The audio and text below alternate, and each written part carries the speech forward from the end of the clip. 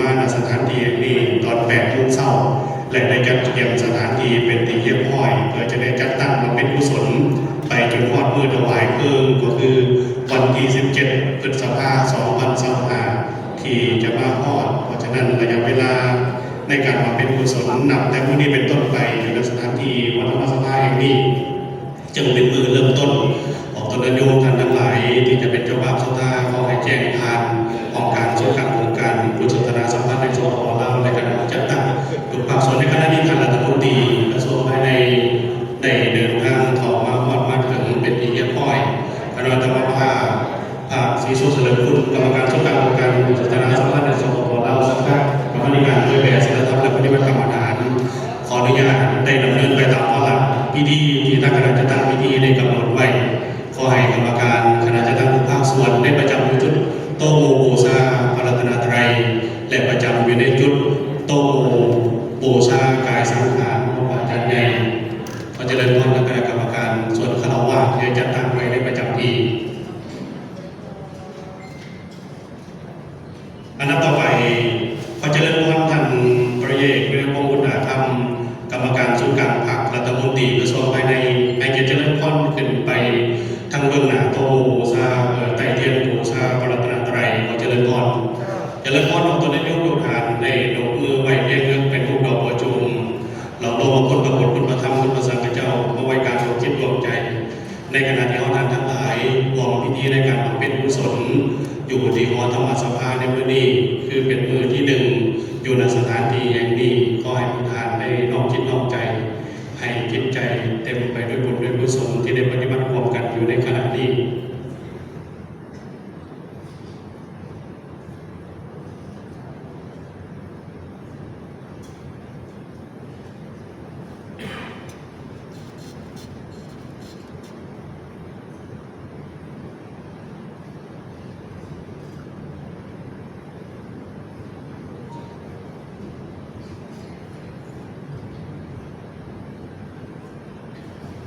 เจริญพรท่านนางลีวงลาวลีกรรมการสำรองศูนย์กลางพรรคห้องรัฐมนตรีกระทรวงภายในในเกียรติเจริญพรขึ้นไปเบื้องหน้าโตโมบูชากายสังขารของพระอาจารย์ใหญ่องค์ประธานศูนย์กลางองค์การพุทธศาสนาสัมพันธ์ในสปป.ลาวเจริญพรในขาลงสามเถื่อและไต่เทียนบูชาขอให้ท่านทั้งหลายได้น้อมนึกเอาบุญกุศลคุณงามดีของพระอาจารย์ใหญ่ตลอดระยะเวลาที่อยู่ในศาสนามอบกายถวายชีวิตในศาสนา92 ปีนับตั้งแต่กำเนิดและได้บวชเข้ามาในศาสนาตั้งแต่เริ่มต้นจน92 ปี72 พรรษาตลอดระยะเวลาได้รู้ทิศตนเพื่อบ้านเมืองเพื่อศาสนาเพื่อปวงชนบรรดาเผ่าอสพก็คือพุทธศาสนิกชน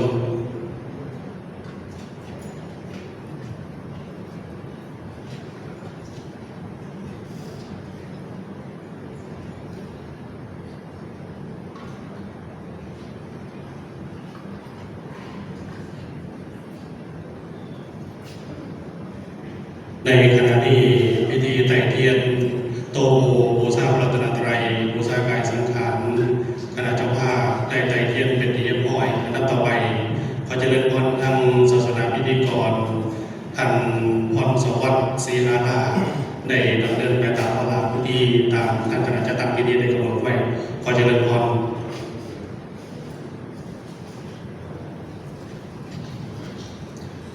ก่อนอื่นก็ให้ขอน้อมไหวในคุณพระศรีรัตนตรัยขอน้อมกราบนมัสการพระอาจารย์ใหญ่พร้อมด้วยคณะสงฆ์หมู่ใหญ่ทุกอาทุกเป็นอย่างสูงขอน้อมกราบสรีระสังขารพระอาจารย์ใหญ่มหาบุญมากสิมาภพเป็นอย่างสูงเขานับถือมายังครอบครัวกันนำพระรัตน์เจ้าภาพเจ้าศรัทธาตลอดถึงพุทธศาสนิกชนทั้งหลายต่อไปขน้อยขอญาติขอสู่พิธีไปประทับจิตเป็นลำดับสิ่งต่อไปอิมินาสกาเลนะตัมพุทธังอภิปูชยามาอะระหังสัมมาสัมพุทโธภะคะวาพุทธังภะคะวันตังอภิวาเทมิอิมินาสกาเลนะ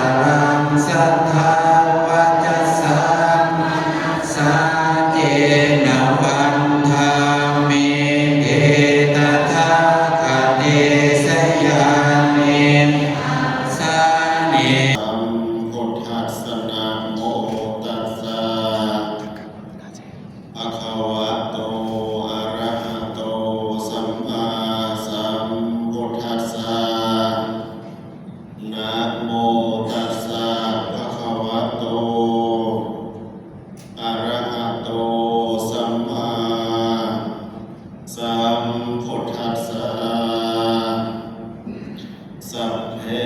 สังขาราอนิจจาสัพเพธัมมาอนัตตาอิโตปรังสกัจจังธัมโมโสตัพโพติณบัดนี้อาตมาภาพจะได้รับประทานวิสัชนาพระสัทธรรมเทศนาในอนิจจคถาว่าด้วยความบ่เที่ยงของสังขารเพื่อเป็นการปรงสังเวชมื้อนี้พระสงฆ์สามเณรออกตนญาติโยมพุทธศาสนิกชนทั้งหลาย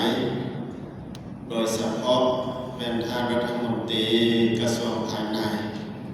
พร้อมด้วยการนำพรรครัฐตลอดถึงญาติโยมพุทธศาสนิกชนทั้งหลายได้เป็นเจ้าภาพเจ้าศรัทธาในการสวดพระอภิธรรมพระศพขอบพระเดชพระคุณพระอาจารย์ใหญ่มหาบุญมาสิมมาพงศ์ประธานองค์การพุทธศาสนาสัมพันธ์แห่งสปป.ลาวที่ได้มรณภาพหรือว่าละสังขารไปแล้วนั้นมื้อนี้เป็นมื้อที่สองแห่งการบำเพ็ญกุศลซึ่งมื้อทำอิฐนั้น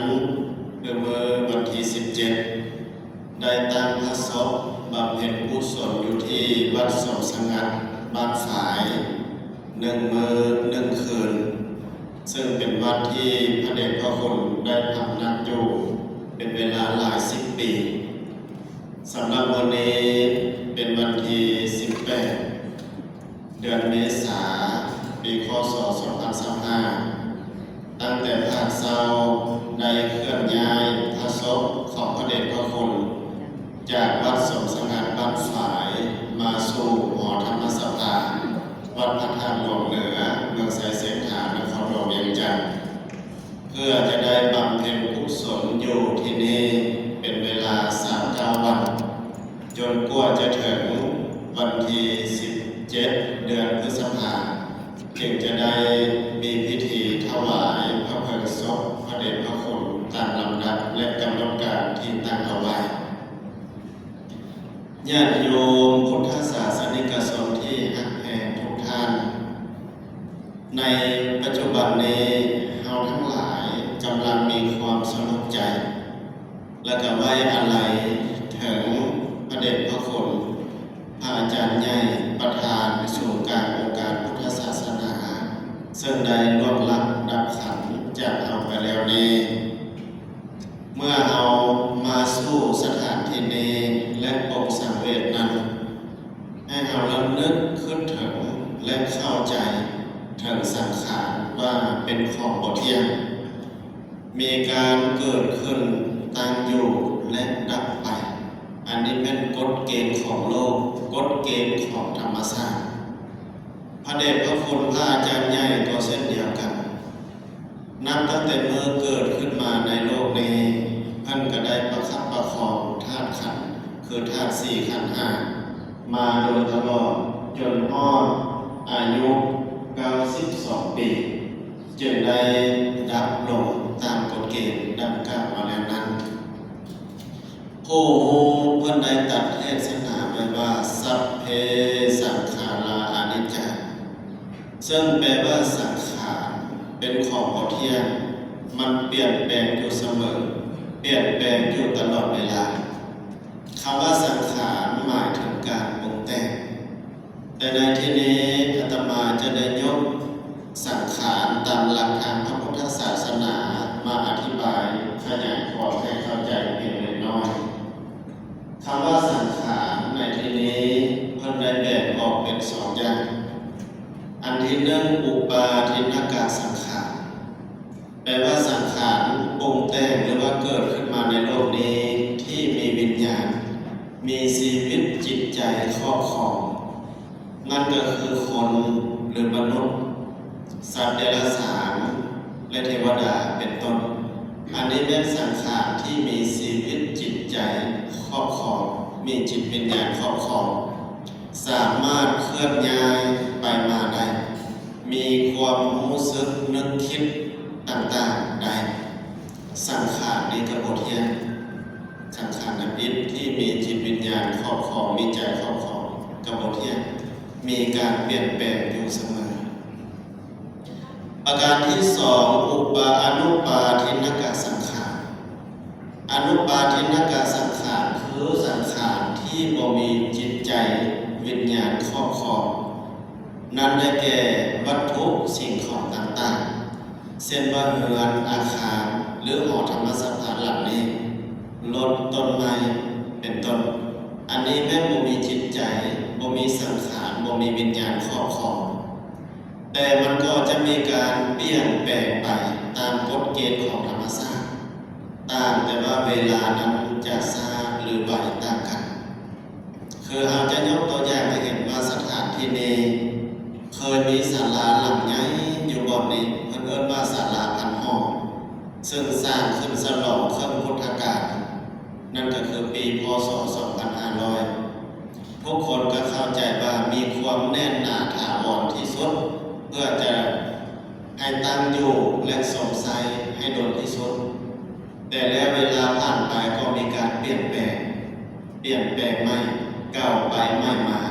เราจะได้หอธรรมสถานหลังนี้ขึ้นมาแทนนอกจากอาคารสิ่งปลูกสร้างที่บ่มีจิตใจครอบครองดังที่ยกตัวอย่างมานั้นแม้แต่รถและเครื่องใช้อื่นๆคือรถเอาใช้รถไปมันก็เก่าแล้วก็แปลงแล้วแปลงอีกในที่สุดแปลงบ่ได้เราก็ได้ทิ้งในรถก็มีการเสื่อมมันเกิดว่าหลักอนิจจังหรือว่าอนิจจตามันบ่เที่ยงมันเปลี่ยนแปลงถ้วยพวงสามจอเครื่องใช้ไม้สอยเสื้อผ้าอาภรณ์ก็เช่นเดียวกันบ่จีรังยั่งยืนมีการเปลี่ยนแปลงอยู่เสมอภาษาอย่างห้างกายของคนเราถึงจะมีวิญญาณครอบครองมีจิตใจครอบครองก็จริงอยู่ห้างกายเรานี้มีการเปลี่ยนแปลงเช่นเดียวกันห้างกายของแต่ละคนกว้างศอกยาวหวานหนาขึ้นนั่งอยู่ในสถานที่นี้และที่อื่นๆซึ่งประกอบไปด้วยธาตุสี่คือธาตุดินธาตุน้ำธาตุไฟธาตุลมธาตุดินเป็นอย่างเส้นว่าผมขนหนังแคลเล็บเหล่านี้เป็นต้นมีอยู่สามอย่างในร่างกายของนี้เป็นธาตุดินนอกจากธาตุดินแล้วก็มีธาตุน้ำเช่นว่าน้ำเลือดน้ำตาน้ำลายและน้ำอื่นๆในร่างกายมีอยู่12โฮมกันเข้ากันเรียกว่าอาการ32ธาตุดิน3ธาตุน้ำ12นอกจากนั้นก็ยังมีธาตุไฟในร่างกายให้อบอุ่นไฟที่พาให้เผาหรือว่าย่อยอาหารใดและไฟที่เผาร่างกายของเรานี้ให้แก่เฒ่าและทรุดโทรมลงตลอดถึงไฟเผาไหม้ร่างกายให้แตกดับอันนี้เป็นธาตุไฟปณิธาตุลมคือลมหายใจเข้าลมหายใจออกลมพัดแต่เบื้องถึงลมพัดแต่เบื้องลุ่มขึ้นถึงลมในร่างกายในท้องในไส้เป็นต้นอันนี้เป็นลมเราก็สามารถขาดธาตุใดธาตุหนึ่งใดดินน้ำไฟลมโฮมกันเข้าจึงเป็นร่างกายที่เราสมมติว่าเป็นคนที่สมมติว่าเป็นมนุษย์อันนี้เป็นสัจจะโดยสมมติที่เรากำหนดเอิ้นกันเมื่อเราเกิดขึ้นมาแล้วมันก็บ่จีรังยั่งยืนมันมีการแก้เท่าตามลำดับเมื่อวานนี้ก็เท่าแต่บ่เท่ามื้อนี้มื้อนี้ก็เท่าแต่มื้ออื่นจะเท่ากับมื้อนี้ความเท่านี่มันไล่เอาไปสู่มือมันไล่กัดกินเบื้องหลังเอาไปสู่มือให้เอานี่แก้เท่าผู้ก็จะสอนว่าให้เรามีสติมาให้พิจารณาความเปลี่ยนแปลงของร่างกายนี้อยู่เรื่อยๆเพื่อบ่ให้เรานั้นประมาทเป็นภาษาโบราณเพิ่นว่าไว้ว่าให้สังเกตเรื่อยๆว่าผู้เพิ่นดำเพิ่นก็ขาวผู้เพิ่นยาวเพิ่นก็สั้นผู้เพิ่นมันเพิ่นก็ขอบคำว่าผู้เพิ่นดำเพิ่นก็ขาวไม่เนี่ยผมในหัวเกิดมาทำยินมันก็ดำงามพออายุหลายขึ้น มันก็เริ่มขาวอาสาขึ้นมามันเริ่มแสบดอกเหลาแล้วก็ขาวเปลี่ยนแปลงเพราะฉะนั้นพระสงฆ์ที่บวชเข้ามาในพุทธศาสนาปุ๊บพระอุปัชฌาย์จะสอนพิจารณาว่าผมนี่ในกรรมนึกในกรรมฐานให้พิจารณาผมเป็นอย่างพิจารณาผมเพราะว่ามันเห็นไหวมันโอ้ไหวมันประจักษ์แก่สายตามีการเปลี่ยนแปลงผู้บันดาลมันกระขาวผู้บัญญาวบันกษัตริย์คือสายตาเรานี่ทำดีก็สายตาดีเหลียวลงแต่ไกลเห็นแจ้งจืดลูกจืดหลานพอเวลาผ่านไปได้ใส่แว่นขยายซอยแว่นขยายปีนี้ใส่พอดีปีหน้าก็พอได้เปลี่ยนแล้วใส่ปีหน้าพอดีปีไหนก็พอได้แล้วเปลี่ยนแล้วในสายตาเปลี่ยนแปลงคันให้อ่านหนังสือกระจับต้นขึ้นมาเบิ่งแล้วก็ยืดไปสุดแขนกับโบเห็นนั่นเถื่อในแยกซ้ายแยกขวาหาแสงเพื่อให้อ่านหนังสือนั้นได้ลังเถื่อให้ใต้เทียนคือญาติโยมไปวัดสังเกตเห็นมาหลายเอาเทียนไปใส่ไฟเอาไฟไปบ่อนนึงใส่เทียนไปบ่อนนึงโยกปึ๊ดไปปึ๊ดมาบ่ได้จักเถื่อเพราะว่าสายตามันโบคิวมันเปลี่ยนมันเลือนลางแล้วก็แยกก้นเข็มเอาได้แยกก้นเข็มกับปึ๊ดซ้ายปึ๊ดขวามันบ่ถือบ่อนในอันนี้มันว่าผู้พันยาวพันกระสั้นสายตาก็เปลี่ยนแปลงผู้พันมันพันกระคอนคือแค่เอาอยู่ในปากแค่ในการเป็นนึกในกรรมฐานที่พระอุปัชฌาย์สอนพระสงฆ์ที่บวชมาทุกคนคือแค่นี้มันก็หมดเที่ยงมันก็มีการเปลี่ยนแปลงให้เราเห็นว่าเกิดมาแล้วอายุประมาณ10 ปีแค่มันก็ลดแล้วมันก็เกิดใหม่มันก็บุกกุ้มข้อชีวิตซ้ำเริ่มลดเริ่มเทอีกแล้วได้สอบได้แปลงอีกในพออายุหลายแล้วมันเปลี่ยนแปลงบุคคลยังนุ่มยังสาวคือพ่อคือแม่นั่งอยู่นี่กินหนักเข็มแซ่บแล้วนอนแม่นอกย่ำหนักเข็มควบแล้วพอเวลาผ่านไปย่ำบ่ได้ย้อนว่าแค่เอามันมีการเปลี่ยนแปลงอันนี้พันว่ามันมีการเปลี่ยนแปลงอยู่เสมอนะอยู่เสมอหมายถึงความแก่เฒ่านอกจากจะแก่เฒ่าแล้วเรามีความเจ็บไข้นี่มันเข้ามาถึงคนทุกคนร่างกายของคนเรานี้มันเป็นเหมือนพญาพ่อแมวเมื่อนั้นมันก็เจ็บหัวเมื่อนั้นก็เจ็บหลังเมื่อนั้นก็เจ็บขาเมื่อนั้นก็เจ็บเอวมันเปลี่ยนเจ็บไปแต่ละบอดรวมไปฮอดถึงเจ็บใจ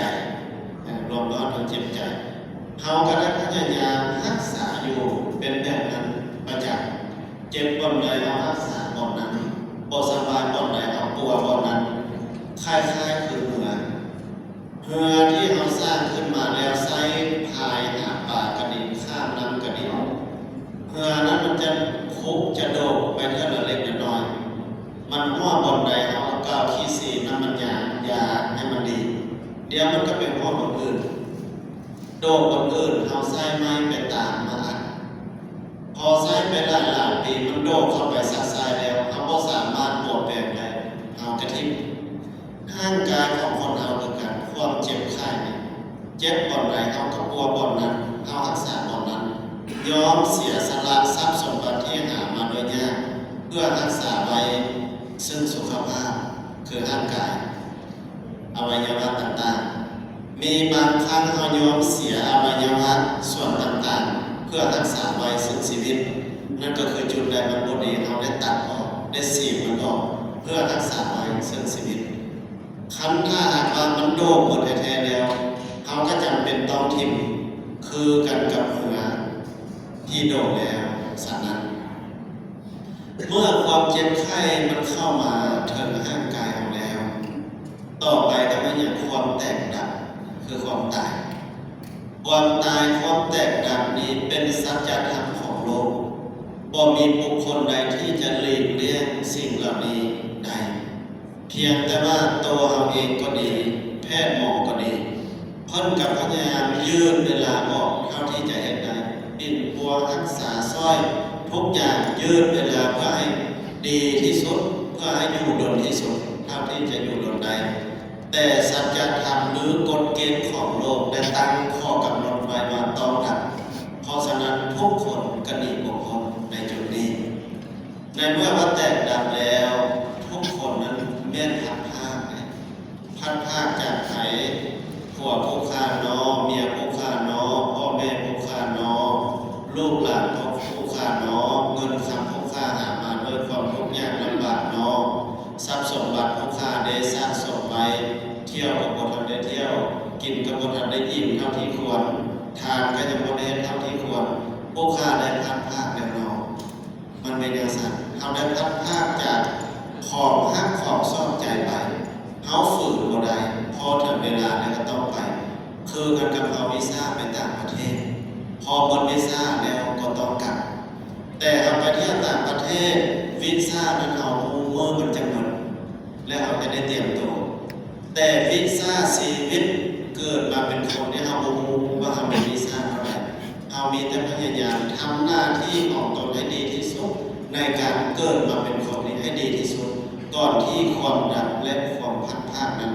จะมาถึงเราคือกันกับพระเดชพระคุณพระอาจารย์ใหญ่ของเราตลอดชีวิตนี้เพิ่นก็รู้อยู่แล้วว่ากฎเกณฑ์สังขารเป็นอะไรแต่เพิ่นพยายามเพิ่นก็ยังพยายามเพียรพยายามกระทำแต่สิ่งที่ดีในชาตินี้เพิ่นเกิดมาเพื่อประเทศชาติและเพื่อพระพุทธศาสนาเพื่อกูลแก่ออกตนญาติโยมนี้โดยแท้นั่นก็คือท่านทุ่มเทเวียนของชาติตลอดชีวิตทุ่มเทและอุทิศตนของตนนั้นให้แก่พระพุทธศาสนาตลอดชีวิตและเฮ็ดเวียนเพื่อพระศาสนาและสังคมนั้นตลอดชีวิตพระเดชพระคุณพระอาจารย์ใหญ่ของเราท่านบ่ได้บำนาญสักเฮ็ดเวียนจนฮอดวินาทีสุดท้ายของชีวิตอันนี้เป็นเพิ่นเกิดมาเพื่อประเทศชาติเพื่อพระพุทธศาสนาและเพื่อประโยชน์สุขแก่ชนทั้งหลายโดยแท้โดยเหตุนั้นเมื่อเรารู้และเข้าใจการที่กล่าวมาแล้วเราเกิดมาเป็นคนลาวชาวพุทธขอให้เรานั้นจงตั้งอยู่ด้วยความบ่ประมาทจงทำหน้าที่ของตนให้ดีทำหน้าที่ของตนให้ถึงพร้อมสิ่งที่ดีที่งามหรือผลงานนั่นแหละจะยังอยู่คู่โลกอยู่คู่สังคมนี้ตลอดไปตัวอย่างคือพระเจ้าสายยันเศรษฐาธิราชเพิ่นได้สร้างพระธาตุหลวงเอาไว้เพิ่นได้สร้างพระเจ้าองค์เตือเอาไว้เพิ่นได้ปรับปรุงระเบียบการปกครองประเทศชาติบ้านเมืองเอาไว้ก็ยังเป็นผลงานของเพิ่นซื้อเรื่องมาฮอดเอาทุกมื้อนี้เอาผู้ซื้อเพิ่นผู้เกียรติผู้ผลงานผู้คุณงามความดีของเพิ่นถ้าเราบ่สร้างสิ่งใดไปเลยเมื่อเราดับไปก็จะบ่มีผู้ใดเว้าถึงเราและเราก็จะถูกลืมไปตามกาลเวลาเพราะเหตุนั้นเราเป็นชาวพุทธจงทำหน้าที่ของตนให้สมบูรณ์หน้าที่ของสร้างนั้นรู้มาแล้วพ่อแม่ได้กระทำสุดความสามารถอย่างสุดใจแล้วแต่หน้าที่ความเป็นชาวพุทธนั้นก็สังเกตเห็นว่าทุกท่านก็เอาใจใส่เช่นว่าเป็นผู้มีปกติในการให้คือช่วยเหลือแบ่งปันหรือว่าให้ทานบริจาคเพราะว่าทางโลกและทางธรรมทุกคนนั้นเป็นผู้มีจิตใจเอื้อเฟื้อกูลแผ่ความให้และช่วยเหลือประการที่สองให้มีปิญญวาจาคำว่าปิญญวาจาให้สำรวมวาจาให้ดีคำว่าเป็นภาษาชาวบ้านคำว่าเป็นความจบความดีความงามความม่วนฟังแล้วให้บุคคลอื่นระลึกถึงฟังแล้วให้เป็นอุดมคติแก่บุคคลอื่นฟังแล้วสร้างสรรค์ฟังแล้วม่วนใจสบายใจมหาวิทยาลัยวาจาของเรานี้เป็นคมหอกคมดาบเสียบแทงหูและเสียบแทงจิตใจของผู้อื่นประการที่สามนั้นเพิ่นว่าอัตถจริยานั่นก็คือบำเพ็ญตนทำนี้ให้เป็นประโยชน์คือชีวิตในชาตินี้ร่างกายเราเกิดมานี้เฮ็ดให้มันเป็นประโยชน์แก่ตนเองแก่ครอบครัวแก่ อย่าปล่อยให้วันเวลาคืนกินชีวิตทำไปซื่อๆโดยบ่มีผลงานและบ่มีประโยชน์ทำตัวเองให้เป็นประโยชน์และประการสุดท้ายสมานัตตานั่นก็คือว่าการวางตัวการดำรงชีวิตให้เสมอต้นเสมอปลายให้พอดีพองามให้อยู่นำหมู่นำคู่นำลูกนำหลานนำบ้านนำเมืองได้ให้เป็นผู้มีหมู่มีเพื่อนมีกัลยาณมิตร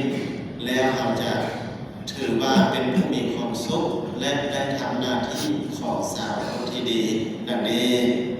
เมื่อนี้อาตมาภาพได้แสดงพระสัทธรรมเทศนา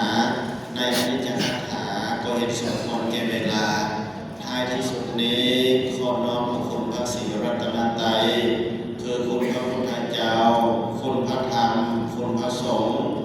บุญกุศลบารมีธรรมที่พระเดชพระคุณพระอาจารย์ใหญ่ประทานพร้อมด้วยพระเถรานุเถระได้บำเพ็ญมาแล้วนี้ขอจงเป็นตบะเป็นเดชะเป็นพลวัตปัจจัยคำสู่โยโนนเจ้าภาพเจ้าศรัทธาและพุทธศาสนิกชนทุกท่านที่มาร่วมบำเพ็ญกุศลในวันนี้ขอให้มีแต่ความร่มเย็นผาสุขเจริญรุ่งเรืองนึกคิดสิ่งนึกประการใดที่เป็นไปโดยชอบประกอบด้วยธรรมแล้วขอสิ่งนั้นจงพลันสำเร็จจงพลันสำเร็จจงพลันสำเร็จดังคำมั่นคำปรารถนาท่านประธานวิสัชนาพระสัทธรรมเทศนาก็เห็นสมควรแก่เวลาขอสมมติยุติลงคงไว้แต่เพียงเท่านี้สาธุสาธุสาธุอนุโมทามิขอแสดงความอนุโมทนาบุญพระอาจารย์บุญทวีประสิทธิศักดิ์คณะประจำสุดกลางวงการบุษนาสัมพันธ์ในสปปลาววณากรรมธิการสาธารณูปการศูนย์กลางที่ได้เมตตาเป็นองค์แสดงธรรมเทศนาในพิธีบำเพ็ญกุศลในมื้อนี้อยู่ที่หอธรรมสภาแห่งนี้อันนั้นต่อไปนิมนต์คณะกรรมการเป็นพิธีการได้นำเอาผ้าไตรเข้ามาวางทั้งเบื้องหน้าพร้อมด้วยกันแสดงธรรมเทศนาสำหรับองค์แสดงธรรมเทศนาเพื่อจะได้กล่าวคำถวายผ้าไตรพร้อมด้วยปัจจัยและเครื่องทานต่างๆสำหรับคณะเจ้าภาพเจ้าสภาในมื้อนี้คณะที่หนึ่งโดยการนำของท่านรัฐมนตรีกระทรวงภายในท่านบริเอกเรือพงศ์พุทธาคำพร้อมด้วยภรรยาและคณะครอบครัวการนำภาครัฐคณะที่สองโดยครอบครัวทุกฐานมีครอบครัวสิมาคมครอบครัววรรณวงศ์ครอบครัวประสิทธิครอบครัวประสิทธิสอนพร้อมด้วยลูกหลานของพระอาจารย์ใหญ่องค์ประธานหลังจากวางผ้าไตรแล้วนิมนต์ได้ลงเลยบ่ได้เค้นยังบ่ได้เค้นนิมนต์ได้ลงอย่างออกทั้งเบื้องนี้เลยอนุโมทนาบุญกับคณะสงฆ์คณะจัดตั้งองค์การส่วนกลางองค์การบุษนาสัมพันธ์ในสปปลาวภายใต้การเซ็นรับนำพาอาจารย์อธิปไตยไมตรีจิตผู้นำการส่วนกลางองค์การบุษนาสัมพันธ์ในสปปลาวพร้อมด้วยคณะสงฆ์ศิษยานุศิษย์บ้านฝ่ายที่ได้ปฏิบัติหน้าที่ในการเป็นผ้าไตรพร้อมด้วยปัจจัยเครื่องนั้นต่างๆอันดับต่อไปก็จะเริ่มวันทั้งศาสนาพิธีกรได้นำผ้ากล่าวถวายปัจจัยผ้าไตรพร้อมด้วยปัจจัยและเครื่องยิญญาบูชาต่างๆมาเจริญพรลำดับต่อไปจะได้กล่าวคำถวายพระอัสกุลขอเรียนเชิญกันนำพระรัตเจ้าภาพตลอดเลยพุทธศาสนิกชนหลายจะร่วมกันตั้งนะโมสามเทือนพร้อมกันนะโมตัสสะภะคะวะโตอะระหะโตสัมมาสัมพุทธัสสะนะโมตัสสะภะคะวะโตอะระหะโตสัมมาสัมพุทธัสสะนะโมตัสสะภะคะวะโตอะระหะโตสัมมาสัมพุทธัสสะซึ่งกล่าวตามหลังสุทินังวัตเมธานังทานาเม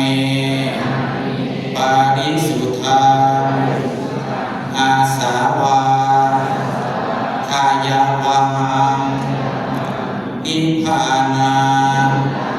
สังฆตมุตตุอนาคเตกาเด มานีมายังพันเตปังสะกุราติจิวรานีปัจจายธนานีสัปริวรานีภิกขุสังคัสสะโอโนสยามานสาธุโนปันเตภิกขุสังโฆอิมานิปังสะกุราติจิวรานีปัจจายธนานีสัปริวรานีปฏิคันหาตุอัมหากันเจวามหาบุญมาสิมะพงทิคารตาหิตายาสุขายาทางแต่ประสงค์คงเจริญพวกขน้อยทำได้ไม่มีทานปพอมีไรวงพุทธราคาพร้อมด้วยคณะและพนักงานกระทรวงภายในครอบครัวการนำพาราตลอดเถิดพุทธศาสนิกชนทั้งหลายขอน้อมถวายซึ่งผ้าบังสกุลจีวรพร้อมด้วยการบูชาธรรมกันเทศน์บางปัจจัยไสยทานพร้อมทั้งเครื่องบริวารทั้งหลายเหล่านี้ขอน้อมถวายให้แด่พระภิกขุสงฆ์ขอพระภิกขุสงฆ์จงหามถ้าพระสงฆ์ห้ามแล้วพวกขน้อยทั้งหลายขอความสุขความเจริญก้าวรุ่งพุ่งเรืองจงเกิดมีแก่เจ้าโมนาสธาแก่ภูมิขาทั้งหลายแก่ญาติทั้งหลายตลอดกาลนานเถิดอัมหาคันเจวาอีกประการหนึ่งพวกขน้อยทั้งหลายขอน้อมถวายสักการะบูชาวันพระอะไรแด่พระอาจารย์ใหญ่มหาบุญมาสิมะพงษ์ที่ได้รับสังขารไปสู่ปรโลกเบื้องหน้านั้นแล้วขออาราธนามาอนุโมทนาสาธุการบุญกุศลผลทานที่พวกขน้อยทั้งหลายได้อุทิศถวายเป็นทักขีนามโนปาทานด้วยพระอานิสงส์ปันนาผลนี้ขอนิมนต์ดวงจิตดวงธรรมพระอาจารย์ใหญ่มหาบุญมาสิมะพงษ์จงได้เมตตาจงได้อนุโมทนาที่พวกขน้อยทั้งหลายได้อุทิศถวายเป็นนี้ขอนิมนต์ดวงจิตดวงธรรมพระอาจารย์ใหญ่มหาบุญมาสิมะพงษ์จงเสด็จไปสู่สัมปรายภพซึ่งสวรรค์นิพพานแด่ก็ข้าเธอ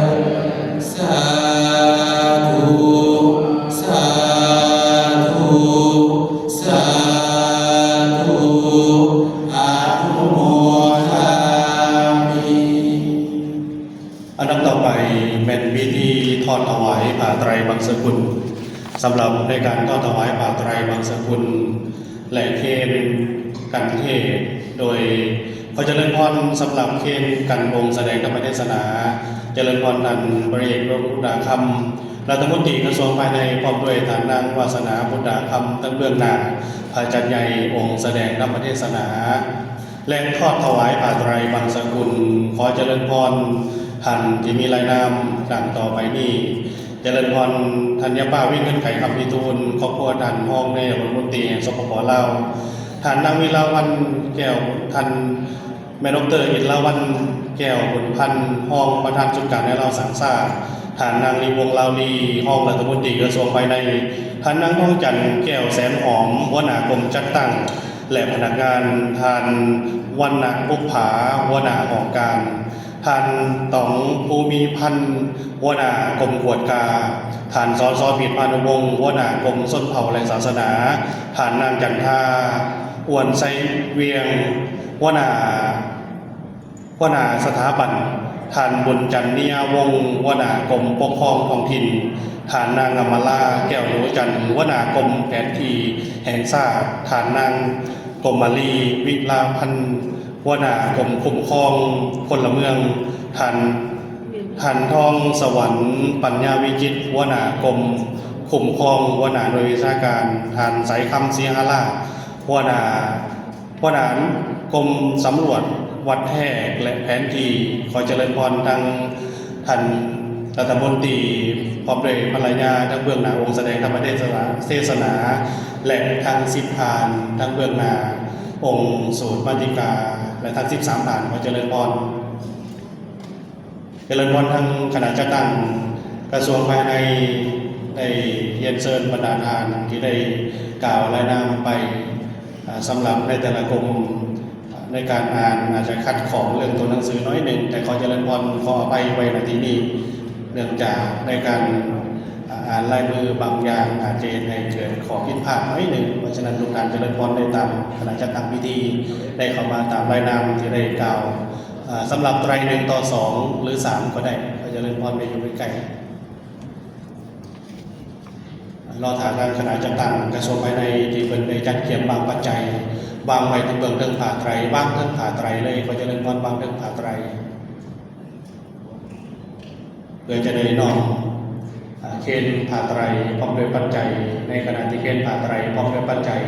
ก็จะเริ่มต้นได้น้อมถึงคุณของอาจารย์ใหญ่องค์ประธานที่ได้ละธาตุละขันไป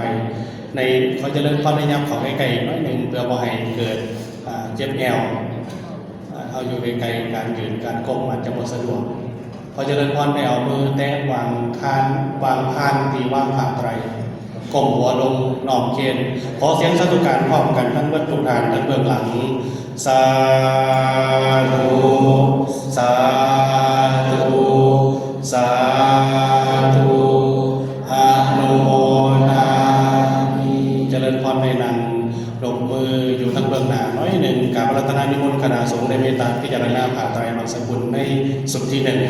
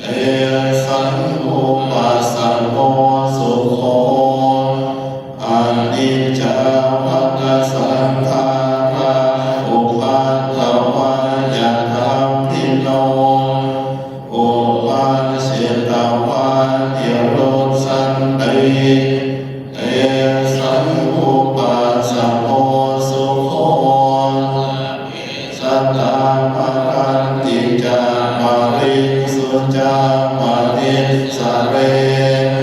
กาเทวา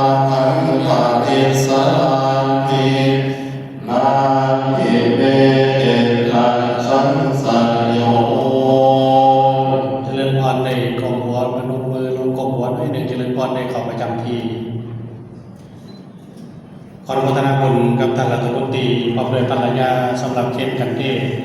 ท่านแม่ป่าเวงเงินไปคำพิทูลภรรยาของท่านรองนายกรัฐมนตรีท่านดร.อิรวันแก้วบุญพันธ์รองประธานสุการและเราสังสรรค์พร้อมด้วยท่านคณะในแต่ละคณะของกระทรวงภายในโดยฐานที่ 13 หัวหน้าศูนย์สำรวจวัดแทกและแผนที่เมื่อกี้อ่านคงไว้หนึ่งนิมนต์ทางคณะวิชาการคณะกรรมการคณะจัดตั้งพิธีของศูนย์ของหองการและบรรฝ่ายได้นำเอาผ้าไตรเข้ามาในส่วนที่ 2เพื่อจะได้ทอดถวายผ้าไตรในส่วนที่ 2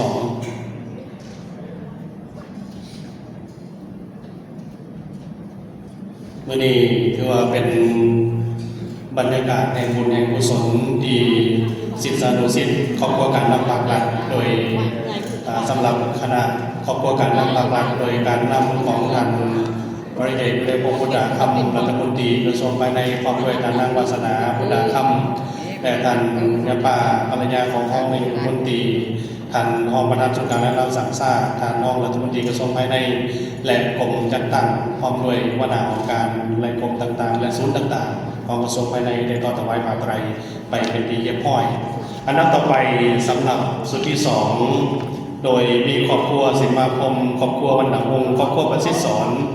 พร้อมด้วยคณะลูกหลานของพระอาจารย์ใหญ่ประธานสุการองค์การพุทธศาสนาสัมพันธ์แห่งสปป.ลาวสำหรับท่านที่จะขึ้นเคนกันเทศก็เจริญพรท่านคำฝายวรรณวงศ์ทั้งเบื้องหน้าพระอาจารย์ใหญ่วงศ์แสดงธรรมเทศนาและท่านที่จะขึ้นเคนผ้าไตรพร้อมด้วยปัจจัยก็เจริญพรท่านสมหมายสิมาคมท่านศรีสุขสิมาคมท่านคำเขื่องวรรณวงศ์ท่านอ่อนจันทร์จันทร์ทองศรีท่านสุวรรณีสิมาคมท่านศรีนกสิมาคม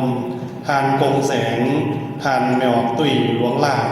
ท่านบุญเลิศศรีมาคมท่านสมหักวรรณวงศ์ก็เจริญพรทั้ง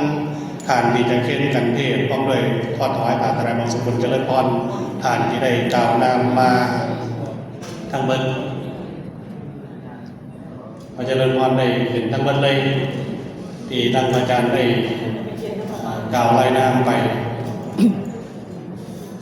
สำหรับการที่จะเป็นทั้งทางคำฝ่ายวรรณวงศ์เขียนป่าไตรทั้ง10ทานจะเป็นนามสมหมายสิมาพมทานศรีสุขสิมาพมทานคำเขื่องวรรณวงศ์ทานอ่อนจันทร์จันทร์ทองศรีทานสุวรรณีสิมาพมทานศรีนุกสิมาพมทานคงแสงทานไม่ออกตุ้ยหลวงลาทานบุญเลิศสิมาพมทานสมหักวรรณวงศ์ขอเจริญพรคณะครอบครัวลูกหลานทั้ง3โดยมีครอบครัวสมาคมครอบครัววรรณวงศ์ครอบครัวประสิทธิ์สอนเจริญพรยับขอใกล้ๆเลยจะได้จับพานผ้าไตรรอทางคณะกรรมการได้วางบางปัจจัยก่อนที่จะได้เค้นพระอาจารย์ใหญ่องค์แสดงธรรมเทศนาพระอาจารย์ใหญ่องค์ห้องประธานพระอาจารย์ใหญ่ที่ปรึกษาความด้วยคณะจะได้เมตตาเป็นพิธีธรรมทั้งเบื้องต้น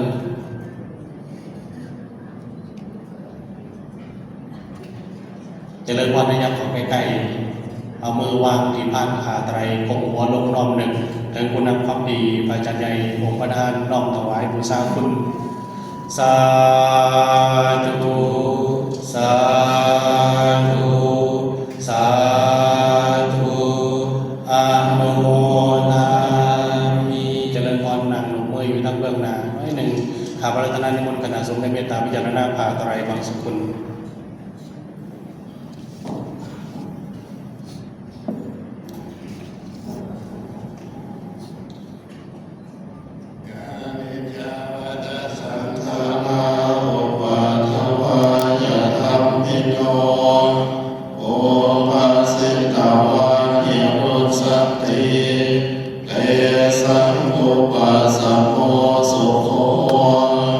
อนิจจ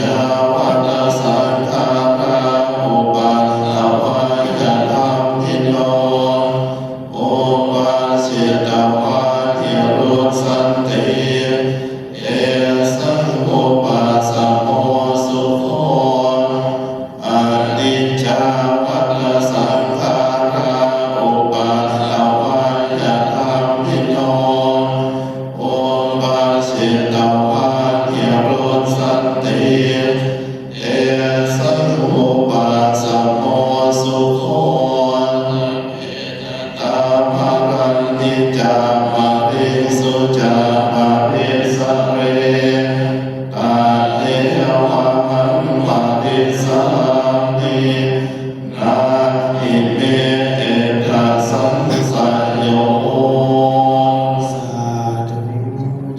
ขามลง3 เดือนนะครับมานั่งประจำที่เดิมขอเจริญพรทางครอบครัวการนำปากหลักและพ่อแม่พุทธศาสนิกชนทุกคนทุกท่าน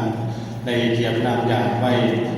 ต่อไปจะได้ทำพิธีคารวะและจะได้รับพรอย่างนำคณะสงฆ์ทั้งองค์พระพิธีธรรมทั้ง10 องค์และธรรมเทศนา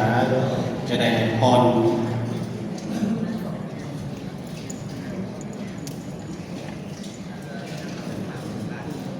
อันดับต่อไปขอเจริญพรทางท่านอาจารย์ศาสนาพิธีกรในนภาเก่าคำคารวะพระรัตนตรัยขอเจริญพร กาเย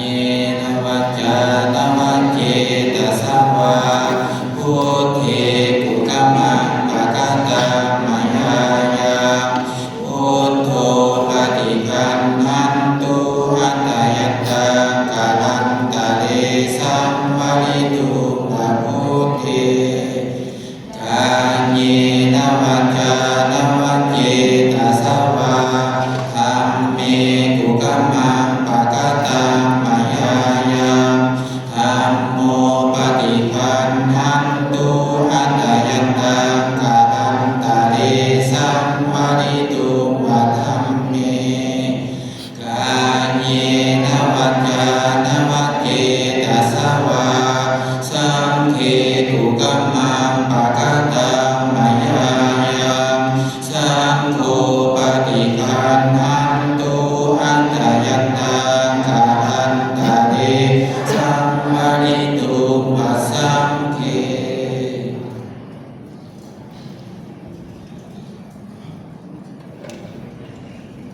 ยะถาวริวหาปุราปริปุเรนติสัพพะนิโมเมวะริโตทิตังเปตานังอุปปติอิทิตังมณิตังตุมหังนิปะเม